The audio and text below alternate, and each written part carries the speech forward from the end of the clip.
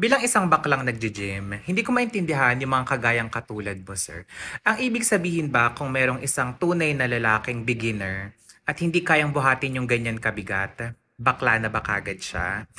So sa ganong paraan pala natin masusukat yung tunay na pagkalalaki ng isang lalaki sa pagbubuhat. Sa mga pisikal na aspeto, hindi ba dapat nasusukat yan kapag naging tatay ka na, kapag naging asawa ka na? Kung gaano ka karesponsabling tatay, kung gaano ka karesponsabling ama sa mga anak mo? Asawa, sa asawa mo. 'Di ba? Bakit kailangan gawing insulto yung pagiging bakla sa pagbubuhat? Anong koneksyon? Sabihin natin na oo, kaya mo magbuhat ng kahit mas mabigat pa dyan sa binubuhat mo ngayon. Pero ang tanong, responsable ka bang tatay?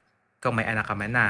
Responsable ka bang asawa kung may asawa ka na? Responsable ka bang boyfriend sa girlfriend mo? 'Di ba? Bakit sa ganyang paraan yung sinusukat yung